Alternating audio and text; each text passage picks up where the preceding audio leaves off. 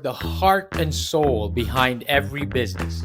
Stories. Welcome to Business Story of the Week, hosted by me, Joshua Laurie. From setbacks to comebacks, from tragedies to triumphs, we inspire entrepreneurs through conversations that matter. Witness the magic that turns dreams into reality.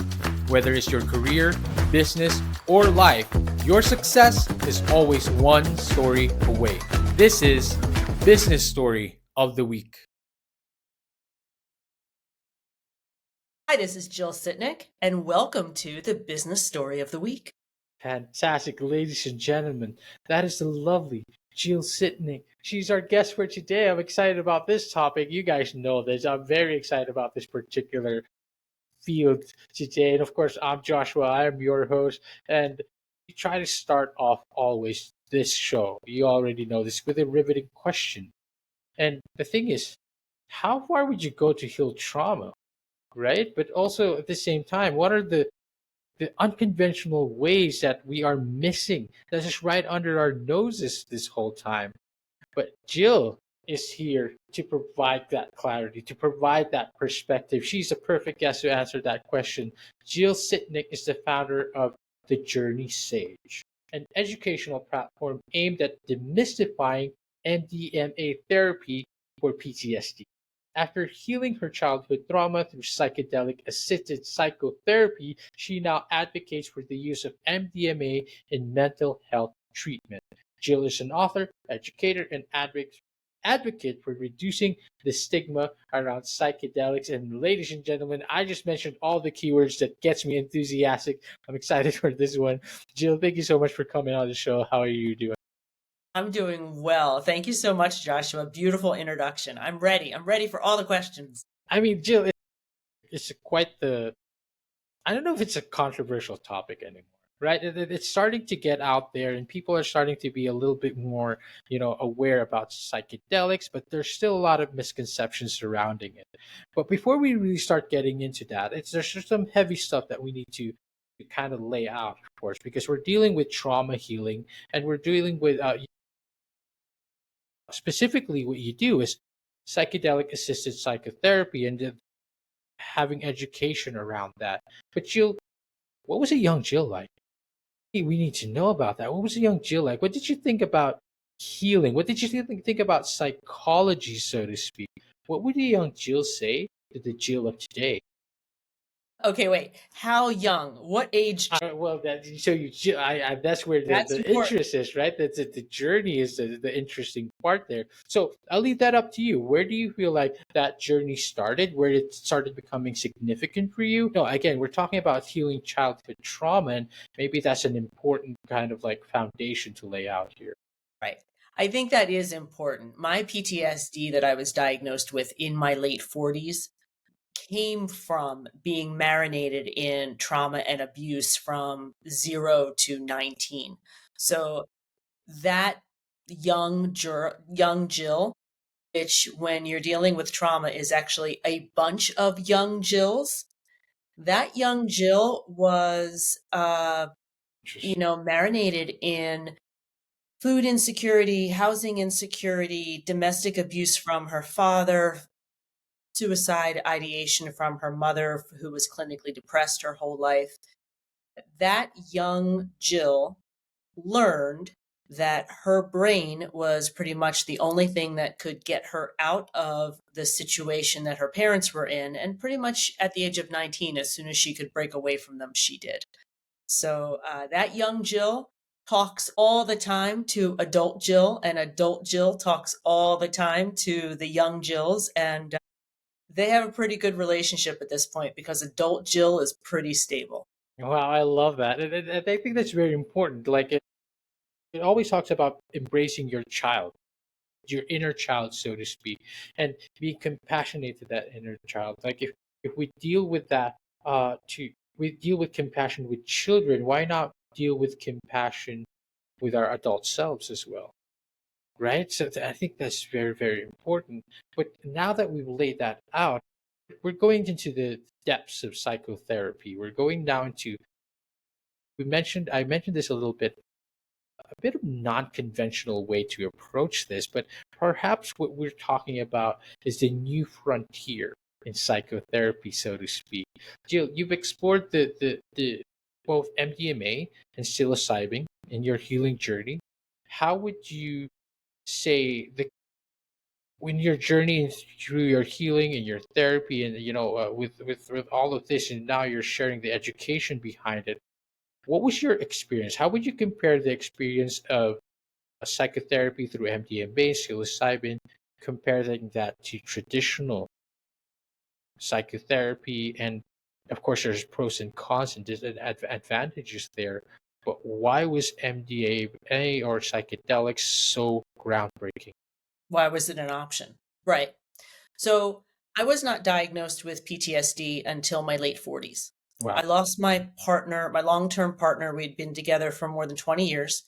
I lost him in my mid 40s, and I wound up going to therapy. I treated myself to therapy. Even though I didn't have a lot of faith in therapy, grief was a different animal to me. 18 months after my partner passed, when the widow's fog kind of started to dissipate, I got a work email that on a scale of 1 to 10 was a 1, but my body flipped out. I had every symptom of PTSD. My stomach was upset, my shoulders were up to my ears, I wasn't sleeping well, my palms were sweaty. Think of it as when you are scared of something and the physical response you would have. That was my physicality. I was also on Wellbutrin, which is an antidepressant, when this Oh, happened. At that point, I went back to my therapist who had allowed me to like pick up and put down therapy. And we started talking about these physical symptoms that she, Jill, let's talk to that pain in your neck. And I was like, what are you talking about? Talk to the pain in my neck. That's kind of weird. But yet, when you actually start focusing on the messages that your body is telling you, suddenly I started talking about childhood stuff from 30 years ago that she had never heard about because, I had originally gone to her over grief. And so as we were talking for a few months, and again, I was on the Wellbutrin, what should have happened was my symptoms should have decreased. And right. instead, they were increasing. I was becoming incredibly, or I should say, I was increasing the amount of hypervigilance. I was incredibly scared. That's what I meant to say. I was incredibly scared. All of the abuse and fear from my childhood was pretty much coming through as an and I got super, super lucky. I fell into this therapy. My therapist was training to become a psychedelic assisted psychotherapist. And so the traditional model of antidepressant and talk therapy was not making a dent. I was becoming suicidal. At that point, she told me, go look at the research over at maps.org, maps.org, and get ready. This is a mouthful. It's the Multidisciplinary Association for Psychedelic Studies. Wow. I know, it's a mouthful. No, but it's fascinating because I haven't heard of this one, and I think the fact that we have that particular website on there that is free for everyone to go into, Right. right there, we have the resource right there. go to that go to that website because they are the ones that ran the clinical trials on MDMA, the psychedelic MDMA for PTSD. And at the time, they had completed the phase 2 trials. And on average, I'm an English major, I round everything. On average, I looked at the data, and 2/3 of the people who went through the trials after 3 sessions of MDMA no longer qualified for a PTSD diagnosis. And Wow, so my trust in my fascinating. therapist and the clinical data is what encouraged me to do this because trust me, I was a child of the 80s, egg in the frying pan. I was not into the drug scene, but that's what made me do it. Fascinating. And of course, I love how you kind of touched up on the decade or the time, right? Because back then you were either deep into it or you were completely out of it, right? Because Yeah.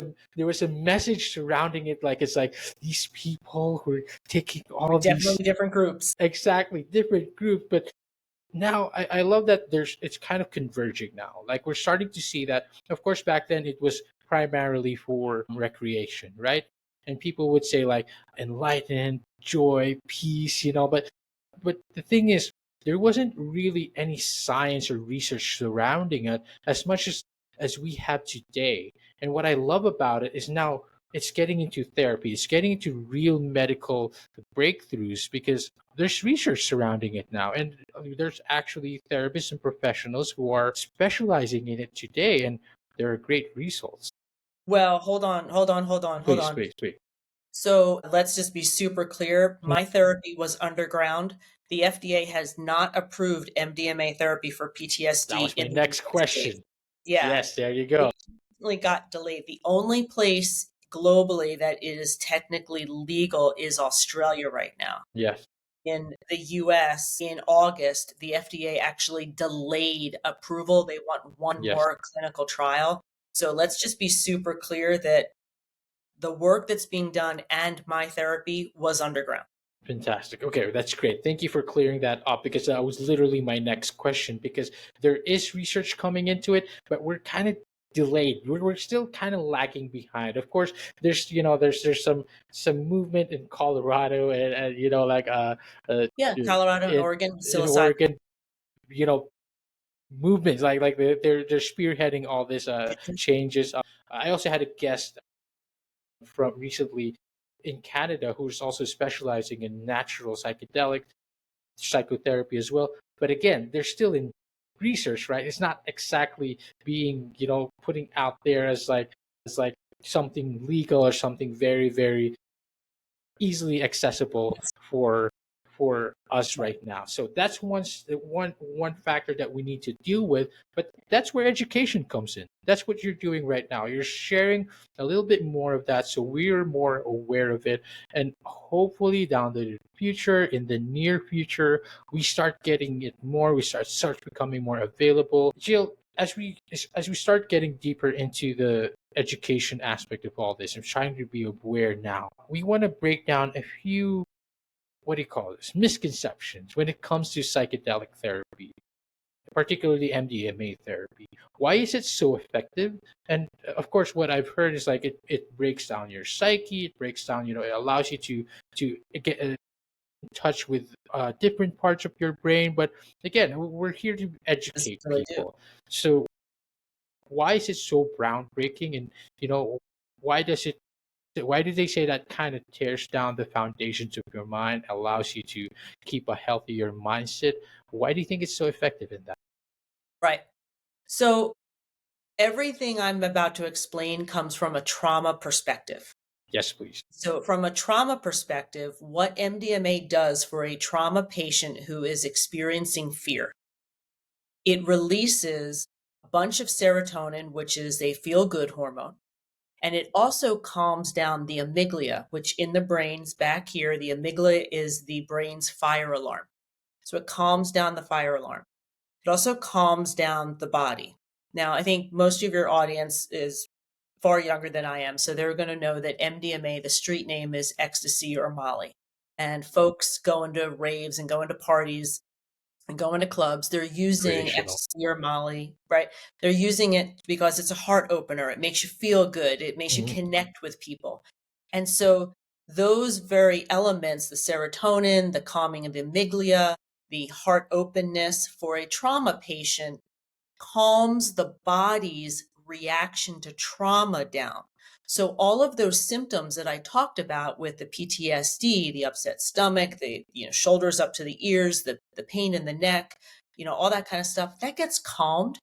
And Yeah. so for the first time, and I'm sitting with my therapist and a guide, the normal protocol is two people, one client or one patient.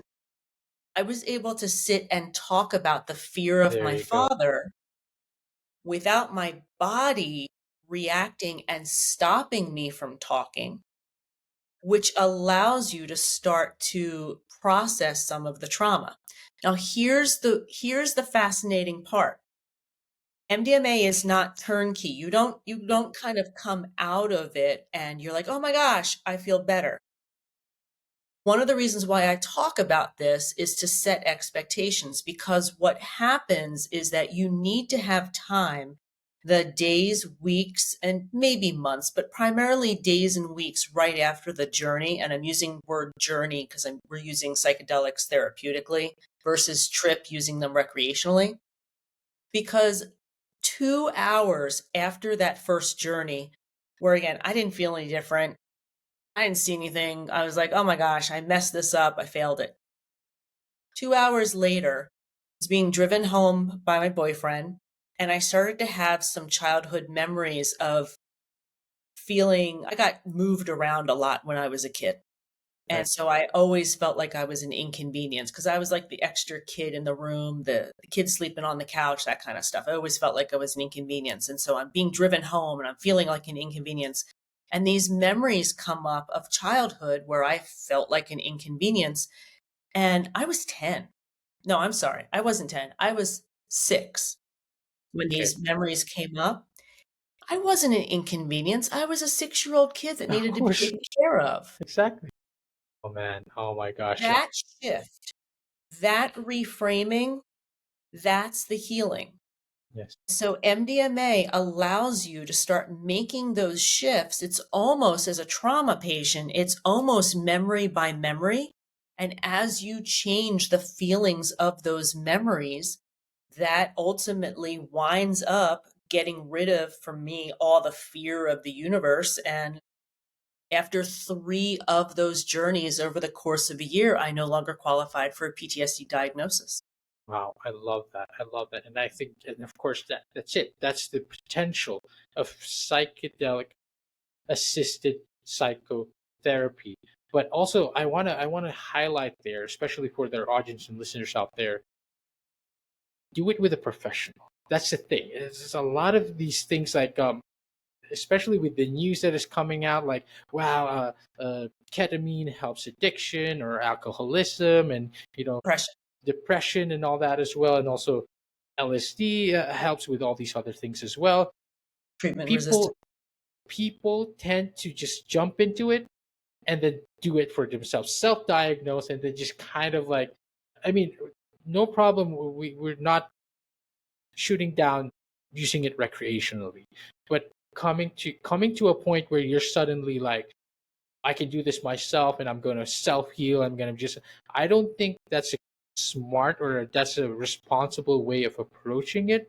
I feel like if you really want to take it seriously as a therapeutical avenue, you need to do it with a professional. But again, that's easier said than done, right? Because it's not exactly legal yet, hopefully. But I think to approach this in a way that is with assistance, of course, with professionals. I think that's very, very important to put out there, Jill. And of course, your story and many other people's story, there is massive, massive potential into it. And hopefully we start seeing results soon that, it becomes more available. Yeah. So the one of the ways that trauma stays with us and why there's no baseline of trauma. Anybody can have trauma at any point. It usually comes because we cannot process the emotions at the time. And it's usually because we don't have someone there to help us process those emotions. Interesting. So your point was very eloquently made. Using a professional, someone who has been trained, if it's a super deep trauma thing, you need somebody therapeutically. If it's just kind of a something you're trying to get over, you've got, a work thing or whatever, you need a coach. That other person, that empathetic witness, that is what helps you process that emotion. So it is very difficult to kind of work through the hard stuff by yourself. Exactly. It's by the very nature of how trauma works. So I Hmm. wanted to Hmm. validate because you kind of talked about that, and it's that's the way it works. And thank you so much, Jill, because when it comes to psychedelics, we there's a term what we call neuroplasticity, right? Yep. So your thoughts and your emotions are everywhere. And it's a nice feeling. It's nice. It makes you feel smart. It makes you feel enlightened. But how do you make sense of that is the thing. It's just difficult to make sense of it on your own. That's why you need people, you need professionals surrounding you in that aspect and allowing you to kind of navigate through that. And just doing that on your own, I Feel feel safe. To feel it's safe safer navigating. as well. It's safer as well. But again, I love that because you touched up on that a little bit just now when you said that it could be for work or it could be for something as heavy as PTSD, childhood trauma. You're trying to uncover a new skill, or you're trying to, again, career wise, business wise. That's why we talk about this on the show sometimes. But I feel like it's important to talk about that aspect because it started becoming famous, especially the Silicon Valley, right? Because they started Microdose. microdosing and all that, and it's like people started feeling like, wow, you learned the piano in 1 week by microdosing. I don't think that's right. And I don't think it's healthy. I really personally I think it creates this misconception. It creates more misconception around the concept because people approach me and they start talking about psychedelics and they're like, I want to microdose and I because I'm going to I can heal my childhood trauma. You know, I can pick up this new skill. I'll be better at programming. I'll be better at playing the guitar. And I'm like, I always say like, calm down. We need to take a step back into this because that may not be the best approach. Again, you want to have people around you who are knowledgeable about this, who's going to walk you through it and help you navigate through it. And of course, Jill, you are one of those people. And in your book, it's called Rescuing Jill. You share your intention for psychedelic assisted therapy. Talk to us a little bit about this book and how has your approach when it comes to educating about psychedelics and therapy, and how have you guided others in their healing as well? Well, so I wrote the book to basically explain the process. If you are a fellow child abuse survivor, you're going to understand the book. If you are not a child abuse survivor and had a very solid upbringing, you're going to find the book boring because talking about the neuroplasticity part of psychedelics. So, you know how when you're in school and you're learning something and you require repetition, that's why we all do flashcards? The way that you heal trauma is the same exact way. It requires repetition. So, the same way that we are building neural connections when we're learning stuff is the same way we are learning new ways of thinking and we're building those neural connections. So, when people are talking about microdosing, one of the most interesting things it's all citizen science right now, but one of the most interesting things is that you have a macro dose maybe of psilocybin or magic mushrooms, a not a heroic dose, not like I want to quit, Yeah, not like I want exactly. to quit alcoholism, but like a decent dose, and then you supplement with microdosing to keep that neuroplasticity window open longer There you go. to reinforce different habits or reinforce a different way of thinking process. I talk about that in the book, and it's just constant repetition. There were some times I had to go over a memory 10 or 15 times to kind of shift it, the same way a software developer might go over a new concept of writing code and might have to go over it 10 or 15 times, but on that 15th time, he Hmm. or she has got it and might Hmm. not have gotten it before. So it all kind of ties into the brain functioning, but the book was really just to show that the therapy works. The third part of the book is actually transcripts from a journey. So you can Right. literally see the deep wounding that a child abuse victim has and how it gets worked through. Because I just wanted people to understand this is not turnkey. This requires work. It's tough. It's painful. And there you go. That's my memoir. I love that you separated that, in the way that when you're dealing with the heavy stuff, it's not turnkey. It takes work, and it's going to be a lot very challenging. Of course, if you want more guidance around that, go grab Jill's book, and also go check out her website, thejourneysage.com. But also, real quick there, Jill, I love that you also separated the microdosing, right? You can approach it in a how do you call this, in a grounded way, right? Kind of not having to like we set our expectations, so to speak, when it comes to microdosing, and being responsible around those things as well. Would you recommend a microdose on a daily basis? No, no, no, Mm, no, there you no. go. Usually, depending on what you're going to microdose, usually your system will build up a tolerance. There you go. And so, what you want to do, depending on why you're microdosing, whether it's for creativity, for me, I've microdosed for focus because perimenopause, brain fog, Mm, and just putting that out there. So why you're looking to microdose, I think is really important. And then unfortunately, it is really just citizen science. You can do yes, some internet searches. But yeah, there are some different protocols. It's not an everyday thing in any way, of shape, or course. form. And what I really encourage people to do, you've got to keep a journal Yes. because you might find that like 3 days on, 4 days off, you Mm, might find every other day. Uh, you're going to have to really pay attention to your system. And I would not start it. So microdosing is where you're not supposed to feel anything. You will notice, like I have noticed, my attention, my ability to focus when I am microdosing. So you might notice your behavior, but you're not supposed to notice any sort of psychedelic feeling. So when you are learning what your appropriate dose is, make sure you have a light day. So like the first time you're working with what your dose should be, make it on a day that you're not working. yes, of Take course. your microdose, track how you're feeling. Then if you're gonna, then if you're like, oh, I Yeah. absolutely didn't feel Yes. anything, and I've done that for every other day or something day, go up a little bit again another day I that you're love. not working, Yes. because you will find a threshold. I learned the hard way.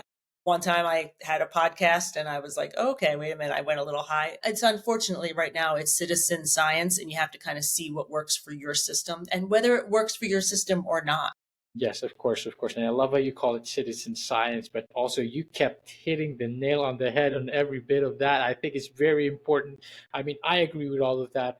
Make sense of your trip, so to speak. They call it trip reports. Make sense of that. Make sense of that first. Give your mind time to kind of melt back in, because let's say you kind of melted it, by the way, like even it's just microdosing, you kind of pulled it apart. Give yourself time to kind of journal, put it together, make sense of that experience, and then again, this is about being responsible for it. So again, I love that you validated all of that. We're trying to bust some myths, overcome some misconceptions here, and putting out education as well. Like, I love it. We've covered everything from the heavy stuff to the smaller stuff as well. Remember, microdosing is being used as medicine. Yes, of course. Nobody's microdosing to have fun and be recreational. People are microdosing to be more productive, more creative, to alleviate anxiety. And when you look at it through a medical lens, it takes on a completely different vantage point. Absolutely. And of course, again, to all our audience and listeners out there, if you want to learn more, go grab a copy of Jill's book, Rescuing Jill, Intention Prompt for Psychedelic-Assisted Therapy. And of course, thejourneysage.com is the website. Jill, where else can we find you? Where else can we learn more? You know what? That's pretty much it. I do have a YouTube channel if you want to dive into MDMA therapy and understand it at a deeper level. Feel free to head over there. But if you want to get in touch with me, thejourneysage.com is the place to do it. Fantastic. And I, again, like, I totally enjoyed this episode already. I was very excited for this one. Jill, thank you so much for coming on. I hope you enjoyed it as well. I feel like we covered a lot. Awesome. This was a lot of fun. Thank you very much. To all our audience and listeners out there, I hope you guys had a lot of fun as much as we did. And of course, a little bit of enlightenment there, a little bit of awareness, and a little bit of education in there. Please, if you have any friends and or family that is interested in this, go share that, and make sure to hit a like and comment down below. Let us know. And of course, thank you for watching the episode. Jill, thank you for coming on to the show. Thank you so much. Hope you guys enjoyed this. We will see you on the next one. Bye-bye. All right, so here's the thing. We try to get a little bit better every day, but we can't do it without you. So if you like the video, make sure to like and subscribe below. And if you have any comments, just leave them in the space under.